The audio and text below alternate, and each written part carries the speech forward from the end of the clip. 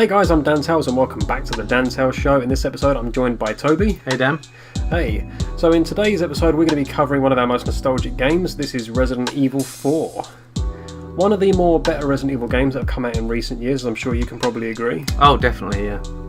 So what about Resident Evil 4 do you think makes it one of the more better Resident Evil games? I just think it stands the test of time. I mean, you said recently, but this was a GameCube game back in the day. Yeah. And they've kept re-releasing it over and over and over because it is one of the best games ever made, in my opinion. I mean, in terms of like the atmospheric horror element as well, it definitely had one of the more creepier feels.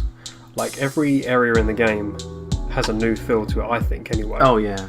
I mean, this game is full of environments, different environments. You start off in the creepy village, there's lots of trees, you're in the wilderness, you're in the middle of nowhere. You end up at a castle, an underground lab. You go to all these different places, and each one's got their own unique vibe to it. Yeah, and I think as well with the bosses throughout the game as well, like it's not kind of like they're not the same. They all have their own different boss elements. Like for example, you have I think he's a troll or an ogre. In Resident Evil 5 he was called Nadesu.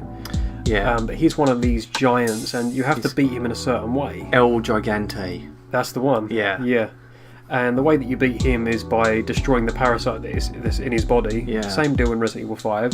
But they throw a lot more of those at you in Resident Evil 4. The game is a lot more harsh, I find. Yeah. There's some really unique boss fights in that game. Definitely. And the characters that are more human have strong personalities to them. Like they're very memorable.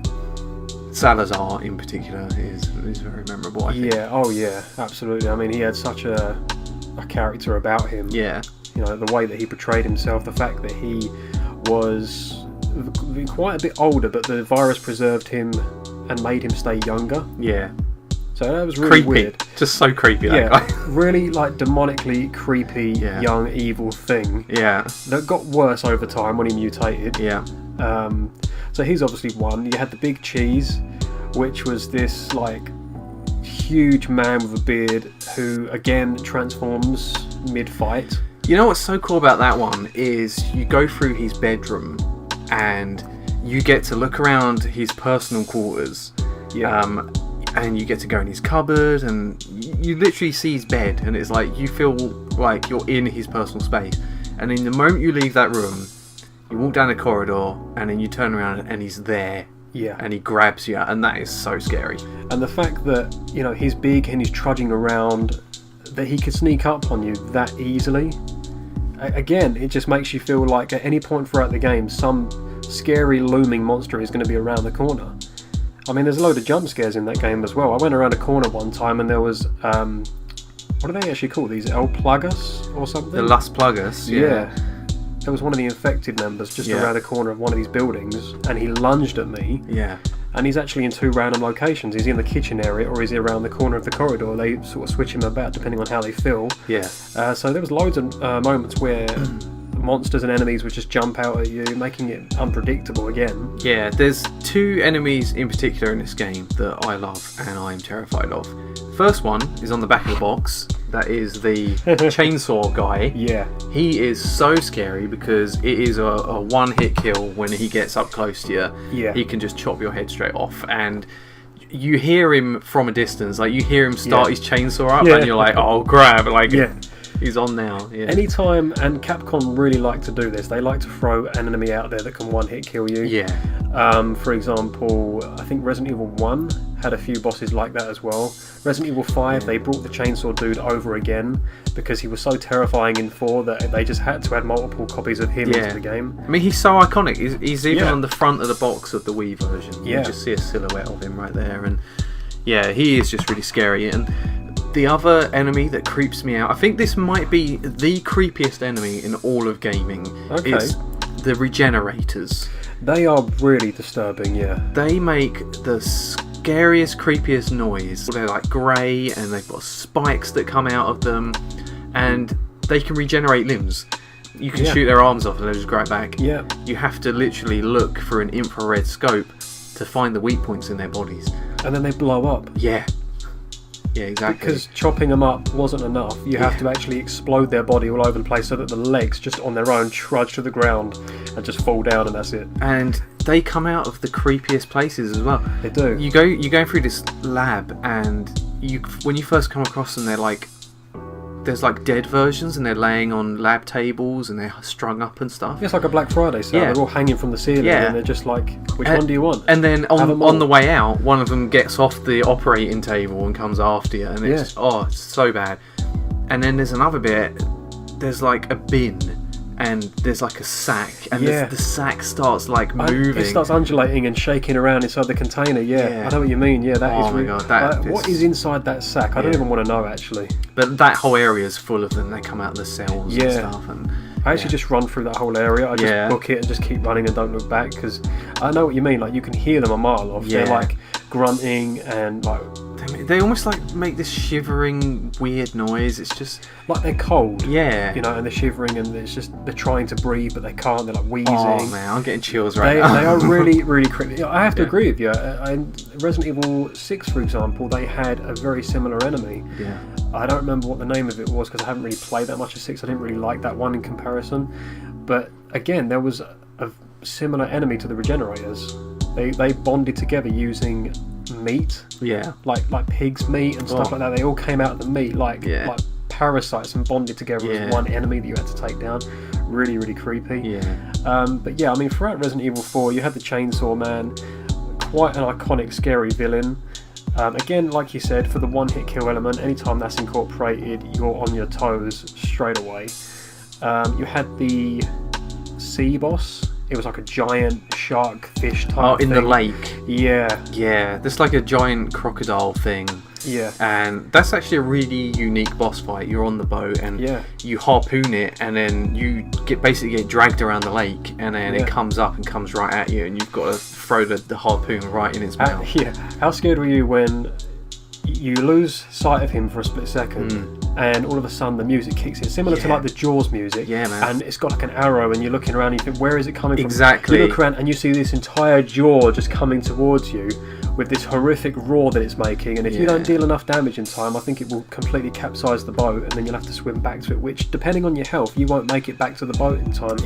So that is an instant death. Exactly, and that can be quite a tricky boss fight. I mean, it's pretty early on in the game, but it can be quite hard. The thing I really like about that guy, if you're not too sure about this, you can go up to the lake right before you fight him.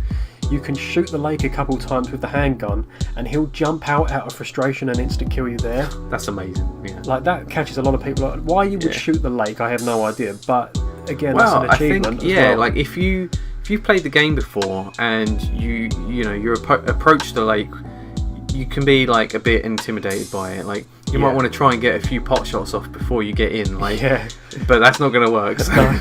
It's completely invulnerable while under that water. Yeah, definitely. So what about, like, in your opinion, what did you find the most difficult boss in terms of like what they could do, how long the boss fight was? I mean, Krauser was quite a tough enemy. Yes, especially with his knife. Like, it can be very difficult, that boss. I think the boss fight where you fight 2 El Gigantes at the same time, that's pretty tricky. Are you on about the bit where you've got the little pool of lava in the middle? See, I can normally take one of them out, but I can't take them both. You can drop one in the lava, but I usually find when I get there I'm pretty low on ammo. So most people are, because the thing is with that game, it's not that generous on ammo, I find, and most of the time, like, you know, right at the start, the game throws you in the deep end straight away. Definitely. Here's a village. Here's like, what, 20, 30 people, including a chainsaw guy? Yeah, straight away. That's dropping you in the deep end. I mean, you can run around. I normally hide in the clock tower church type building. They normally throw Molotovs up at you and stuff to try and burn you out. But if you move around, you can kind of take some of the damage. But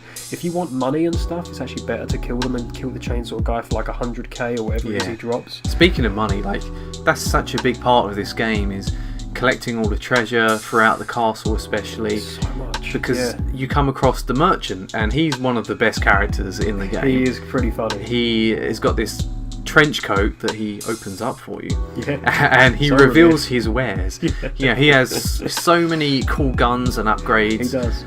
So you need all the cash you can get to level up in this game and get the best equipment. I think there's a few things as well, like with the merchant, you can use him to your advantage. Like, for example, if you're low on ammunition, he'll stock your gun up for you. Like, if you buy an ammo capacity upgrade, that will actually refill your gun for you. So I would advise, like, for anyone new playing the game, you know, conserve your ammo well as well, because if you've got an empty clip, don't, you know, fill it up and then stock it up with an upgrade, because you could have got another 10 shotgun shells or something out of it. Top tip. Yeah, just little things like that can actually help your journey. Yeah, and actually, this Resident Evil is really clever because it's got an adaptive difficulty curve. So based on how well you're doing, if you're doing really well, it will actually get harder. And if you're struggling, the game will get easier for you. Like, that's such a clever thing for a game that old. I actually didn't know that. Yeah.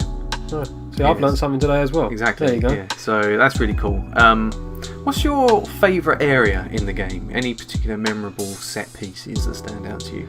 Well, I actually found the elevator sequence at the end quite nostalgic because of like the amount of enemies and close quarters that you're in, and the fact that you've got to stay on this elevator while it goes to the top, and if too many enemies jump on it, it starts going back down again. Yeah, that's pretty cool. That's like pretty close to that's right before the fight with Salazar. Yeah.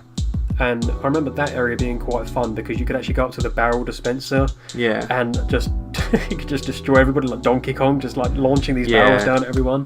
That was great. It's quite a tall tower as well, isn't it? You go up there and it takes a while. It does, definitely. What about you? I think the castle is my favourite area in the game. In particular, you go down some steps into a little basement area, and you've got the guy, I don't know his name, but he's chained up and he's behind bars. Oh. He's got like almost like a straitjacket on. Yeah. And his face has got like a cage over it, and you have to let him out. Yeah. So that you know he's going to be dangerous, but you've got to let him out because you've got to get in there and get what's in there. I know the guy you're on about. You're on about the guy that looks like a blind version of Wolverine. Yes. He can't see anybody, but he swings around with these claws. Yeah, that's it. Yeah. He is terrifying as well, actually. Yeah.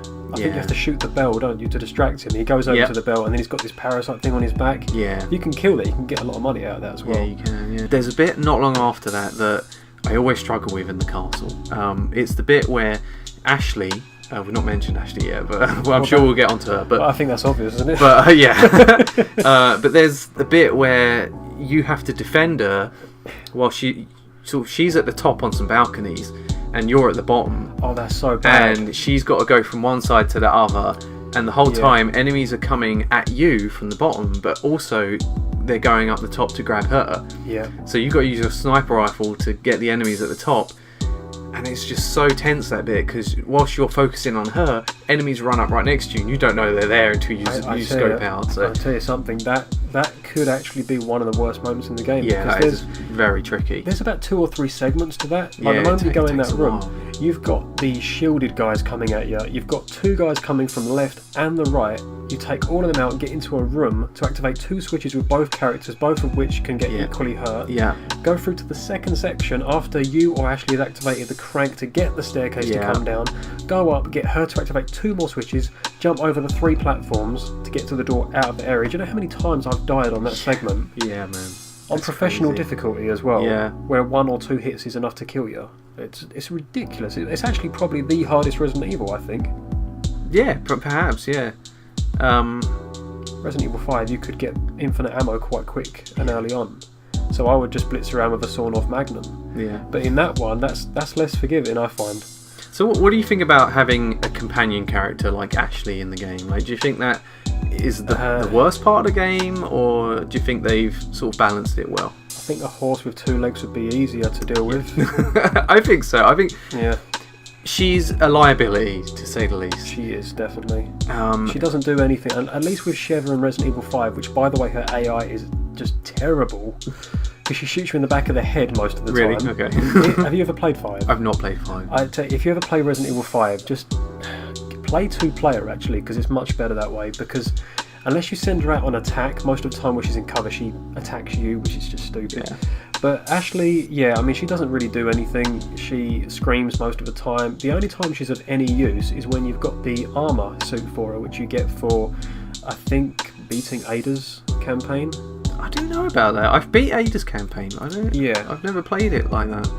No, like, that's such a great upgrade. Maybe you have to play it on a harder difficulty or something. You do, yeah. I mean, if you're going to play professional difficulty, pick up literally everything you can. Avoid any enemies that you don't have to fight. Has got the bodysuit of armor, because they just drop her. They can't hurt her. You can't hurt her either, because the moment you aim your handgun or something at her, her little like eye viewing point on the helmet closes down. Oh, that's funny. So, and I didn't know this as well, but right before the fight with the big cheese, you're going over on these cable carts. Yeah.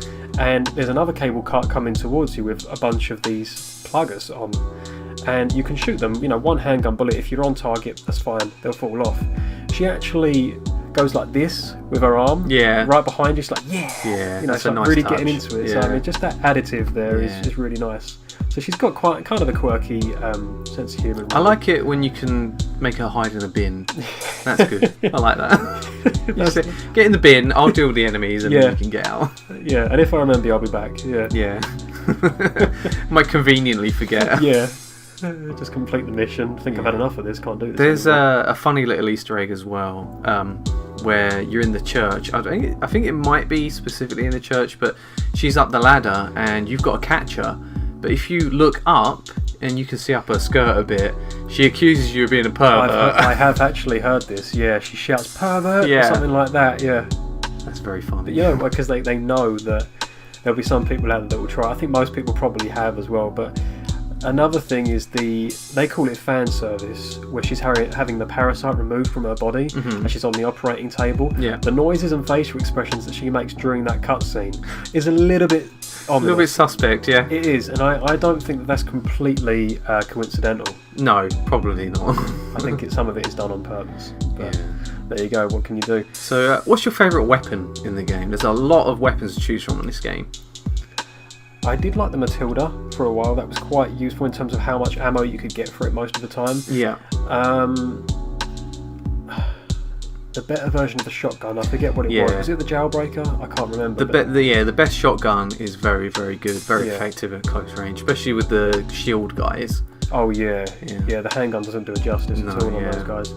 If you complete the game on a certain, I think you have to complete on professional, but you get a really powerful laser type weapon. Really? That if you charge it up, it kills all enemies within like, I don't know, a couple character feet distance. Yeah. You know, they just die on the screen. It blows up their heads. That's crazy. It's a really good weapon, but you don't get it unless you beat professional. Yeah. So you have to really work for that one. I'm a big fan of the TMP. I know it's underrated, but it is underrated. It holds a lot of bullets and it's real good for crowd control. Just if you're in a tight spot where there's a lot of enemies in front of you, you can just mow them all down and you don't have to think about it too much. I find that like having a selection of weapons on you at all times so you can deal with different situations is handy. True, yeah, and the amount of times where just popping one of them in the feet, for example, to pull off a combo or some kind of combat move, kick them out of the way. Most of them stumble back if they interact with the other ones. Just getting past them sometimes is really good, and like you say, the TMP's got so much ammo, you only need one bullet to make a difference. Yeah, exactly. And there's a surprising amount of strategy to this game. Like there is, like you say, like shooting them in the leg or whatever, and then running up to them and roundhouse kicking them. Like that's always like a good move to do. And what about you do your wrestling move on them? You do like a slam. Like a suplex. A suplex them. That's crazy. Yeah, I'd say they carried that over into Resi 5. Do they? Yeah, definitely. The whole combat system is so well thought out, I think, as well. It's funny because you'd think this wasn't a horror game. Like, there's so many guns and you've got your crazy over-the-top humour, but there is an underlying vibe to this game that I think they just balance that so well. It's like an action horror game. There is, you can go so far and accidentally cross into Call of Duty territory. Yeah. Which is what they kind of did with Resident Evil. I think 6 was the one that was too over the top. That was just unbearable. That was actually shocking how bad that was. But it wouldn't have been so bad if the enemies were thought out a little bit better. Like the main boss, Derek C. Simmons, he transmutates into about 6 or 7 different things, and he can go back to his normal body without any stretch marks or anything like that. That doesn't work. Yeah. But I don't know. I mean, Resident Evil 4 is definitely, I think most people will agree, that has got the right balance of combat. enemies, well thought out boss fights, story. He's a really likeable character, Leon, as well. He's probably one of the most iconic Resident Evil characters. It's funny, isn't it? Because he strikes the balance between... He's got just the right amount of cheese to him. Yeah. But he's also just really likeable, like you say. I'd say, yeah, I think that's probably like covered the most of it, wouldn't you? Yeah, I think so. I just, I love this game. It's one of my favourite games of all time. I mean, you played it on the Wii, didn't you? Yeah, I think the Wii version is my favourite. Just the pointer controls are so accurate. They've just brought it to Switch. And unfortunately, they didn't bring any of the controls with them. It just plays like the PS4 version. Oh, that's... I mean, the upscaled version is a lot nicer to look at. I've heard people say both ways. The upscale graphics are clean and crisp, but they're a lot brighter, and the textures have changed a little bit. So, so you feel like they're taking something out of it? Like, yeah, almost. I think perhaps some of the creepiness is gone, but it still looks good. A bit more creepy and eerie and dark. Yeah, it makes a surprising amount of difference, don't it? But yeah, if you've not played this game, I highly recommend you do. Yeah, and if you've got a GameCube or a PlayStation 2, maybe pick up the chainsaw controller for it as well, so you can boss around with that. Yeah, I don't know about that. I have the PlayStation 2 one. Yeah. I've tried it out, and it's got a sensor in it where you pick it up, and you will aim in correspondence. It's got like a sensor, so you can basically aim like that as well, and a little ripcord on the side so it can make noises. That's insane. But it is so hard to use and play. You find yourself mucking around with it more than you actually play the game. I'd like to watch someone do a stream of that. I'm sure with the chainsaw controller. I would pay money to see that actually. Maybe we'll do it sometime. Cool. But yeah, anyway guys, this has been a video covering Resident Evil 4. If you haven't played the game before, we definitely recommend that you do. And this has been another episode of the Dantales Show featuring Toby. Yeah, brilliant. And if you have played it and you want to tell us your favourite moments, let us know in the comments below. Alright guys, so thanks for watching, and we'll see you all next time. See you later. Take care.